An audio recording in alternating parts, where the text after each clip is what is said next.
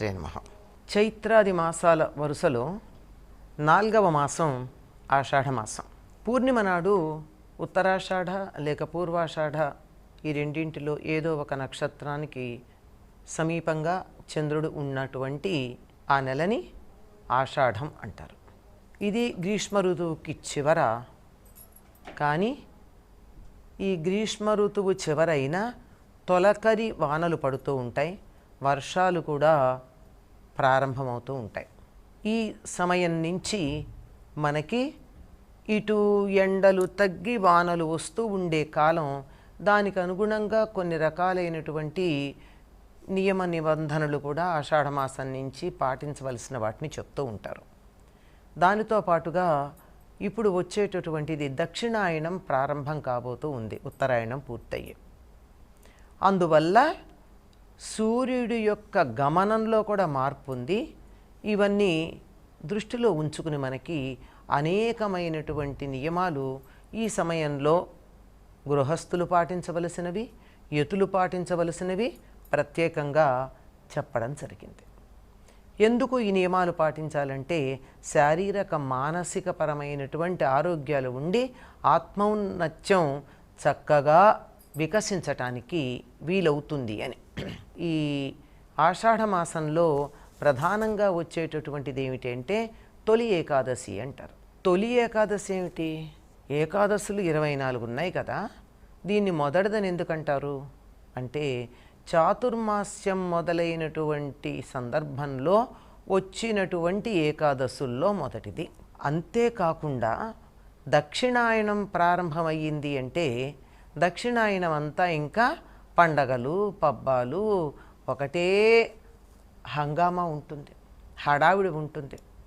ఈ తొలి ఏకాదశితో మొదలు పెట్టుకున్నట్టయితే ఆషాఢం వెళ్ళంగానే శ్రవణ మాసంలో ఎంత హడావిడి ఉంటుందో మనకి తెలుసు.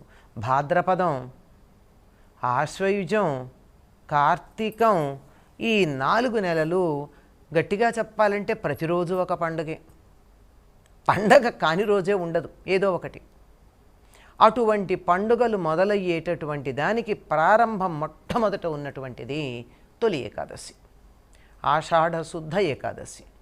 ఆషాఢ శుద్ధ ఏకాదశి నుండి కార్తీక మాసంలో వచ్చే ఏకాదశి వరకు చాతుర్మాస్యంగా మనకి చెప్తారు. చాతుర్మాస్యం అంటే 4 నెలలు. ఈ 4 నెలలు ఏమిటి? ఇటు పండగలు మొదలైనవి రావడంతో పాటుగా వాతావరణం కూడా వానలు మొదలైనటువంటి వాటితో ఉంటుంది. అంతేకాకుండా ఈ సమయం వ్యవసాయానికి అనుకూలమైనటువంటిది, ప్రయాణాలు చేయడానికి వీలు కానటువంటిది. దీనిని ఉపయోగించుకుంటూ ఈ సమయాన్ని చక్కగా మనం సద్వినియోగం చేసుకోవడానికి మనకి కొన్ని రకాలైనటువంటి ఏర్పాట్లు చేయడం జరిగింది.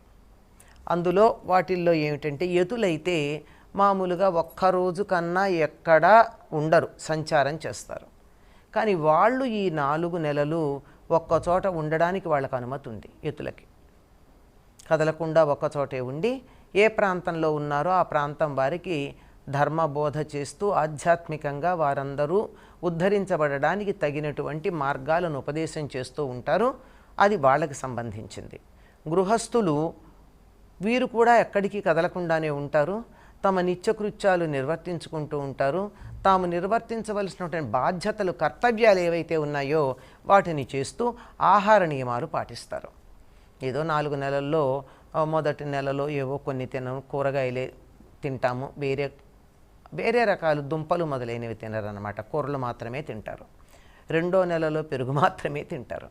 3వ నెలలో పాలు మాత్రమే తీసుకుంటారు అన్నంతో పాటుగా.